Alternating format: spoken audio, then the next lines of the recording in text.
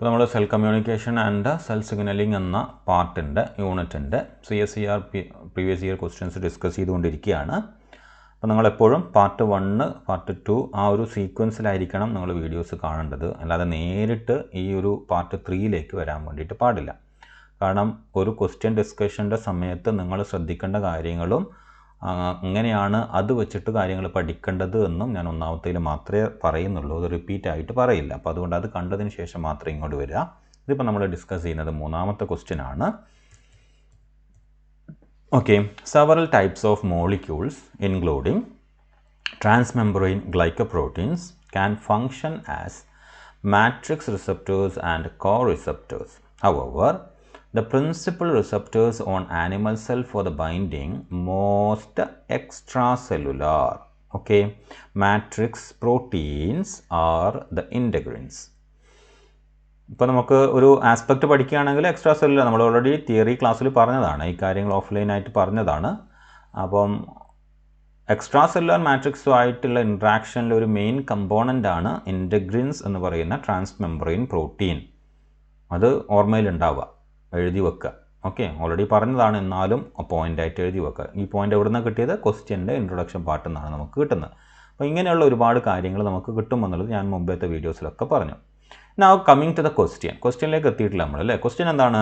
Which of the following statement is not എന്നുണ്ട്. അത് പ്രത്യേകം ശ്രദ്ധിക്കണം. True for the integrins. ഇൻറ്റഗ്രിനായിട്ട് ബന്ധപ്പെട്ടിട്ട് തെറ്റായ വിവരം ഏതാണ് എന്താണ് ചോദിക്കുന്നത്. നമുക്ക് ഒന്നാമത്തെ ക്വസ്റ്റ്യൻ നോക്കാം. ഓപ്ഷൻ നോക്കാം. ഒന്നാമത്തേൽ integrins are transmembrane linker proteins that link to the cytoskeleton. Okay, already പറഞ്ഞിട്ടുണ്ട് ഇതൊരു ട്രാൻസ്മെംബ്രെയിൻ പ്രോട്ടീൻ ആണ് എന്നുള്ളത് അല്ലേ. ട്രാൻസ്മെംബ്രെയിൻ ഗ്ലൈക്കോപ്രോട്ടീൻസുമായിട്ട് ബന്ധപ്പെട്ടിട്ട് ഇങ്ങനെ പറയുമ്പോൾ ഇതൊരു ട്രാൻസ്മെംബ്രെയിൻ പ്രോട്ടീനാണ്. ആ കാര്യത്തിൽ നമുക്ക് സംശയമൊന്നുമില്ല. അകത്തും പുറത്തും മെംബ്രെയിനിലും കിടക്കുന്ന സാധനമാണ്. അതുകൊണ്ടാണ് അതിനെ ട്രാൻസ്മെംബ്രെയിൻ എന്ന് പറയുന്നത്. ഇനി ചോദ്യം ഇതാണ്, that link to the cytoskeleton എന്ന് വെച്ച് കഴിഞ്ഞാൽ അകത്ത് സൈറ്റോപ്ലാസത്തിൽ വെച്ചിട്ട് ഇത് സൈറ്റോസ്കെലിറ്റനുമായിട്ട് ലിങ്ക് ചെയ്യുന്നുണ്ടോ? ഉണ്ടല്ലേ. കാരണം ഇൻറ്റഗ്രിൻസ് എന്ന് പറയുമ്പോൾ ആക്റ്റിനുമായിട്ട് ലിങ്ക് ആയി കിടക്കുന്ന മോളിക്യൂളാണ്. ഓക്കെ, ആക്റ്റിൻ എന്ന് പറയുന്ന സൈറ്റോസ്കെലിറ്റനുമായിട്ട് എലമെൻറ്റുമായിട്ട് ലിങ്ക് ഉണ്ട്. ഓക്കെ, അപ്പോൾ ഈ കാര്യം നിങ്ങൾ പഠിക്കണം, ഓർമ്മയിലൊന്ന് റീഫ്രഷ് ചെയ്യണം. ഇത് ക്ലാസ്സിൽ എക്സാക്റ്റ് പറഞ്ഞ ബേസിൽ നിങ്ങൾക്ക് ആൻസർ ചെയ്യാൻ പറ്റുന്ന ചോദ്യമാണ്. എക്സ്ട്രാ ഒന്നും ഈ ക്വസ്റ്റ്യനിലില്ല. ഞാൻ ഓഫ്ലൈൻ ക്ലാസ്സിൽ എടുത്ത അതേ സംഗതി വെച്ചിട്ടുള്ള ക്വസ്റ്റ്യനാണ്. ഡിസംബർ 2017 ചോദിച്ചതാണ്. An integrin molecule is composed of 2 non-covalently associated glycoprotein subunits, alpha and beta. അല്ലേ, കാരണം നമുക്കറിയാതെ ഇൻറ്റഗ്രിൻ എന്ന് പറയുന്നത് ഒരു ഡൈമറിക് ഫോമിലാണ് ഉണ്ടാവുക. അതിൻ്റെ മോണോമേഴ്സ് എന്ന് പറയുന്നത് ആൽഫയും ബീറ്റയാണ്. അപ്പോൾ ആൽഫയും ബീറ്റയും തന്നെ അമിനോ ആസിഡ് സീക്വൻസ് മാറുന്നതിനനുസരിച്ചിട്ട് പല ടൈപ്പ് ഉണ്ട് എന്ന് പറഞ്ഞു നമ്മൾ. ആൽഫ 1, 2, 3, 4, 5 തന്നെ 2 ടൈപ്പ്, 2 തന്നെ 2 ടൈപ്പ്, 2ൽ വീണ്ടും 2A, 2B അങ്ങനെയൊക്കെ ഒരുപാട് കമ്പോണൻസ് ഉണ്ട് എന്നുള്ളത് നമ്മൾ ഓഫ്ലൈൻ ക്ലാസ്സിൽ പറഞ്ഞിട്ടുണ്ട്. അതുപോലെ തന്നെ ബീറ്റയ്ക്കും അതേ വേരിയേഷൻ ഉണ്ട്. അപ്പം ആ ഒരു കോമ്പിനേഷൻ മാറുന്നതിനനുസരിച്ചിട്ട് ടൈപ്പ് ഓഫ് ഇൻറ്റഗ്രിൻ മാറും. For example alpha 5 beta 6, alpha 5 beta 3, alpha 1 beta 5 അങ്ങനെ പറഞ്ഞിട്ടുള്ള ഒരു കോമ്പിനേഷൻസ് പോസിബിൾ ആണ്. അതാണ് ഇൻറ്റഗ്രിൻ മോളിക്യൂൾസിൻ്റെ ഡൈവേഴ്സിറ്റി നിശ്ചയിക്കുന്നത്.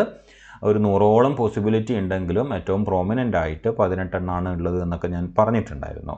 18 എണ്ണത്തിൽ തന്നെ 6 എണ്ണമാണ് വളരെ പ്രോമിനൻ്റ് എന്നുള്ളതും പറഞ്ഞിട്ടുണ്ടായിരുന്നു. ഓക്കെ, അപ്പം ഉണ്ട്, രണ്ടും കൂടെ സബ് യൂണിറ്റ് ചേർന്നിട്ടാണ്. ഇനി both sub unit span the cell membrane അല്ലേ. ട്രാൻസ്മെംബ്രെയിൻ പ്രോട്ടീൻ ആയതുകൊണ്ട് സ്വാഭാവികമായിട്ടും മെംബ്രെയിൻ സ്പാൻ ചെയ്തിട്ട് മാത്രമേ പുറത്തേക്കും അകത്തേക്കും എക്സ്റ്റെൻഡ് ചെയ്ത് നിൽക്കാൻ വേണ്ടിയിട്ട് പറ്റുള്ളൂ. സോ ആ ഒരു പാർട്ടും ശരിയാണ്.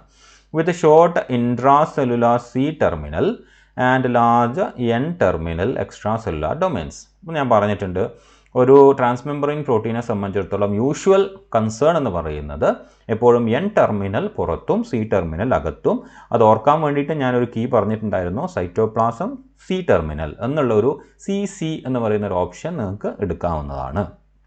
അപ്പം ഇതിൽ പറഞ്ഞേക്കുന്ന സ്റ്റേറ്റ്മെൻറ്റ്സ് ഒക്കെ കംപ്ലീറ്റ്ലി കറക്റ്റാണ്.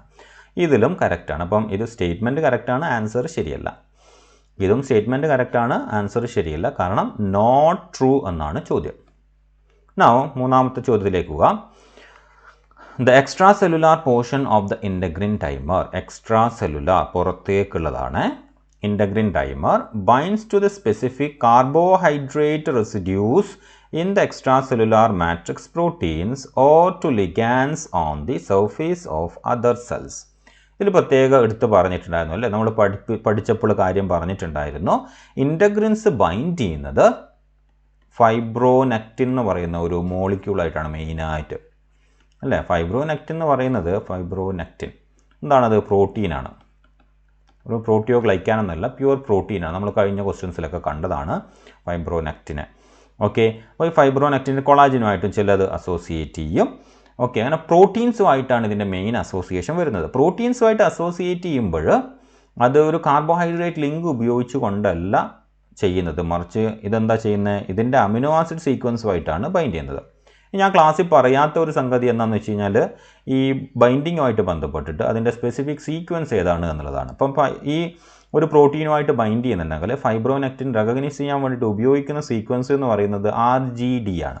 RGD സീക്വൻസ് ബേസ് ചെയ്തിട്ടാണ് ഇൻ്റഗ്രിൻസ് എക്സ്ട്രാ സെല്ലുലാർ മാട്രിക്സിലുള്ള പ്രോട്ടീൻസുമായിട്ട് അസോസിയേറ്റ് ചെയ്യുന്നത്. RGD എന്ന് പറയുന്നത് അമിനോ ആസിഡ്സിൻ്റെ സിംഗിൾ ലെറ്റർ കോഡാണ്. Arginine, okay, G glycine and D aspartic acid അല്ലേ. ആസ്പാർട്ടിക് ആസിഡാണ് D എന്ന് പറയുന്നത്. ഈ ഒരു കോമ്പിനേഷനാണ് ഇത് റെക്കഗ്നൈസ് ചെയ്യുന്നത്. അപ്പോൾ RGD സീക്വൻസുമായിട്ടാണ് ബൈൻഡ് ചെയ്യുക, അല്ലാതെ ഷുഗർ മോയിറ്റി ആയിട്ടല്ല ബൈൻഡ് ചെയ്യുന്നത് എന്നുള്ള കാര്യം ഓർമ്മിക്കുക. ഓക്കെ, അപ്പോൾ ആ ഒരു ആസ്പെക്റ്റിൽ എന്താണ് ഈ ഒരു സ്റ്റേറ്റ്മെൻറ്റ് എന്ന് പറയുന്നത്? സ്റ്റേറ്റ്മെൻറ്റ് റോങ് ആണ്. അതുകൊണ്ട് ആൻസർ കറക്റ്റ് ആവാനുള്ള ചോയ്സ് ഉണ്ട്. പക്ഷേ നമ്മൾ എപ്പോഴേ കൺഫേം ചെയ്യുള്ളൂ, നാലാമത്തെ ഓപ്ഷനും കൂടെ പരിശോധിച്ചതിന് ശേഷം മാത്രമേ മൂന്നാമത്തത് കറക്റ്റ് ആണോ അല്ലേ എന്നുള്ളതും പറയുള്ളൂ. അപ്പോൾ ഇവിടുത്തെ മിസ്റ്റേക്ക് എന്താണെന്ന് മനസ്സിലായല്ലോ. കാർബോഹൈഡ്രേറ്റിനെ അല്ല റെക്കഗ്നൈസ് ചെയ്യുന്ന RGD സീക്വൻസിനെയാണ് റെക്കഗ്നൈസ് ചെയ്യുന്നത് എന്നുള്ളതാണ് ആ സ്റ്റേറ്റ്മെൻറ്റിലുള്ള മിസ്റ്റേക്ക്. ഓക്കെ, എന്നുള്ളതാണ് കറക്റ്റ്, അതല്ലാത്തതാണ് ആ സ്റ്റേറ്റ്മെൻറ്റിലുള്ള മിസ്റ്റേക്ക്. കാർബോഹൈഡ്രേറ്റിനെ റെക്കഗ്നൈസ് ചെയ്യുന്നു എന്നുള്ളതാണ് സ്റ്റേറ്റ്മെൻറ്റിൽ പറയുന്നത്.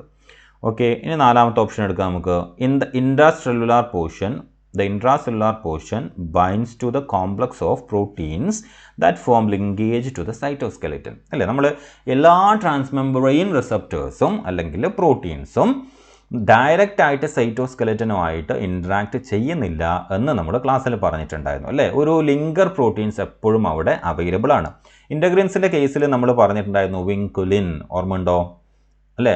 വിൻകുലിൻ എന്ന് പറഞ്ഞിട്ട് ഓർമ്മയുണ്ടായിരുന്നു. അതുപോലെ തന്നെ ആക്ടിനിൻ, ഓക്കെ, ആൽഫ ആക്ടിനിൻ. അപ്പോൾ അങ്ങനെയുള്ള മോളിക്യൂൾസൊക്കെ ബേസ് ചെയ്തിട്ടാണ് ഇത് ലിങ്ക് വരുന്നത്. അല്ലാണ്ട് ഇപ്പോൾ ഇവിടെ ഇൻ്റഗ്രിൻ ഉണ്ടെങ്കിൽ ഈ ഇൻ്റഗ്രിൻ ഒരിക്കലും നേരിട്ട് ആക്ടിനുമായിട്ട് പോയി ബൈൻഡ് ചെയ്യുന്നില്ല, മറിച്ച് ഇവിടെ വേറെ കുറച്ച് പ്രോട്ടീൻസ് അസോസിയേറ്റ് ചെയ്തിട്ടാണ് അവിടെ ആക്ടിനേക്കുള്ള ഇൻട്രാക്ഷൻ വരുന്നത്. അപ്പോൾ അങ്ങനെ നോക്കുമ്പോൾ ഈ ഒരു സ്റ്റേറ്റ്മെൻറ്റ് കറക്റ്റാണ്. Complex of proteins are involved to link the integrins with the cytoskeleton.